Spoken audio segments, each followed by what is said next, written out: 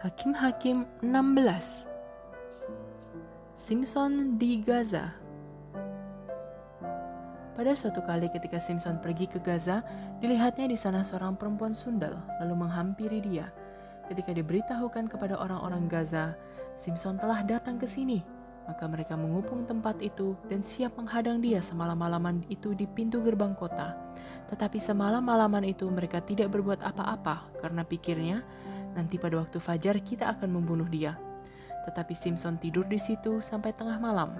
Pada waktu tengah malam bangunlah ia, dipegangnya kedua daun pintu gerbang kota itu dan kedua tiang pintu. Dicabutnyalah semuanya beserta palangnya, diletakkannya di atas kedua bahunya, lalu semuanya itu diangkatnya ke puncak gunung yang berhadapan dengan Hebron. Simson dan Delila. Sesudah itu Simson jatuh cinta kepada seorang perempuan dari lembah Sorek yang namanya Delila. Lalu datanglah raja-raja kota orang Filistin kepada perempuan itu sambil berkata, "Cobalah bujuk dia untuk mengetahui, karena apakah kekuatannya demikian besar, dan dengan apakah kami dapat mengalahkan dia dan mengikat dia untuk menundukkannya. Maka kami masing-masing akan memberikan 1.100 uang perak kepadamu." Lalu berkatalah Delila kepada Simson, "Ceritakanlah kiranya kepadaku, karena apakah kekuatanmu demikian besar, dan dengan apakah engkau harus diikat untuk ditundukkan?"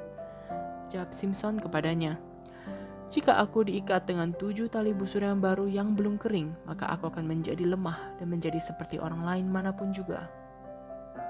Lalu raja-raja kota orang Filistin membawa 7 tali busur yang baru yang belum kering kepada perempuan itu, dan ia mengikat Simson dengan tali-tali itu. Sedang di kamarnya ada orang bersiap-siap. Kemudian berserulah perempuan itu kepadanya, "Orang-orang Filistin menyergap engkau, Simson." Tetapi ia memutuskan tali-tali busur itu seperti tali rami yang terbakar putus apabila kena api, dan tidaklah ketahuan di mana duduk kekuatannya itu.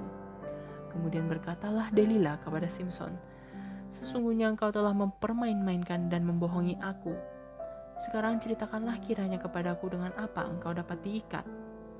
Jawabnya kepadanya, "Jika aku diikat erat-erat dengan tali baru yang belum terpakai untuk pekerjaan apapun, maka aku akan menjadi lemah dan menjadi seperti orang lain manapun juga." Kemudian Delila mengambil tali baru, diikatnyalah dia dengan tali-tali itu dan berseru kepadanya, "Orang-orang Filistin menyergap engkau, Simson." Di kamar ada orang bersiap-siap, tetapi tali-tali itu diputuskannya tanggal dari tangannya seperti benang saja. Berkatalah Delila kepada Simson, "Sampai sekarang engkau telah mempermain-mainkan dan membohongi aku. Ceritakanlah kepadaku dengan apakah engkau dapat diikat."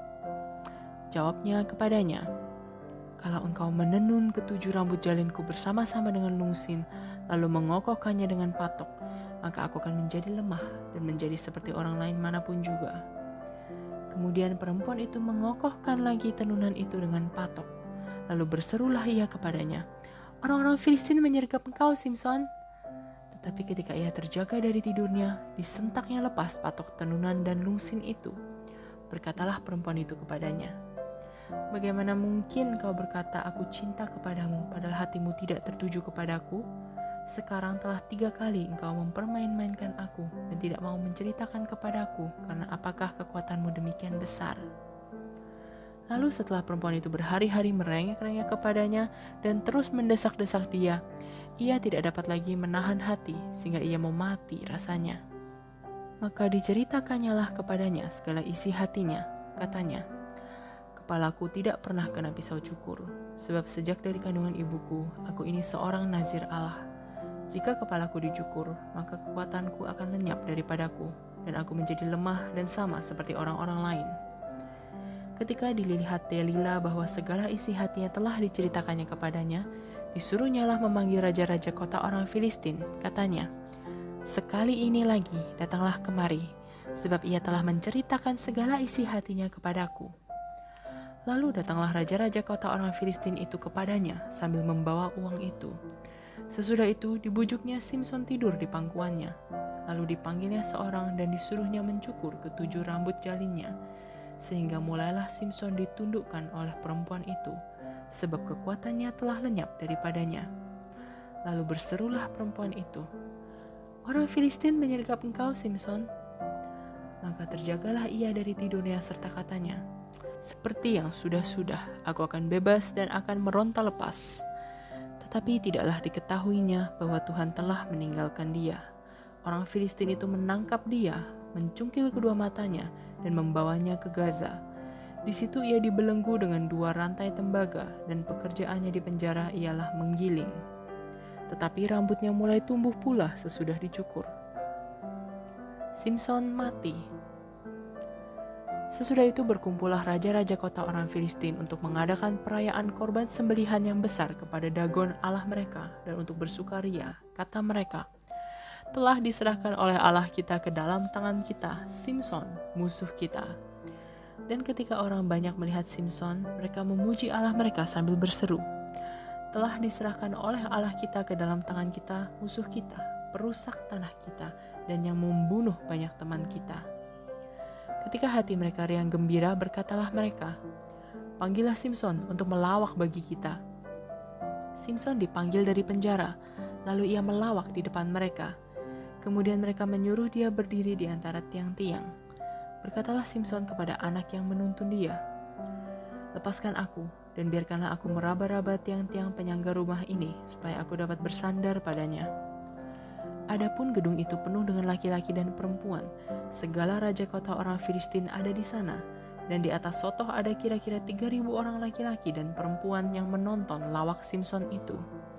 Berserulah Simson kepada Tuhan, katanya, "Ya Tuhan Allah, ingatlah kiranya kepadaku, dan buatlah aku kuat sekali ini saja ya Allah, supaya dengan satu pembalasan juga kubalaskan kedua mataku itu kepada orang Filistin." Kemudian Simson merangkul kedua tiang yang paling tengah, penyangga rumah itu, lalu bertopang kepada tiang yang satu dengan tangan kanannya dan kepada tiang yang lain dengan tangan kirinya. Berkatalah Simson, "Biarlah kiranya aku mati bersama-sama orang Filistin ini." Lalu membungkuklah ia sekuat-kuatnya, maka rubuhlah rumah itu menimpa raja-raja kota itu dan seluruh orang banyak yang ada di dalamnya. Yang mati dibunuhnya pada waktu matinya itu lebih banyak daripada yang dibunuhnya pada waktu hidupnya. Sesudah itu datanglah ke sana saudara-saudaranya dan seluruh keluarganya. Mereka mengangkat dia dan membawanya dari sana, lalu menguburkannya di antara Zora dan Esitaol di dalam kubur Manoah ayahnya. Dia memerintah sebagai hakim atas orang Israel 20 tahun lamanya.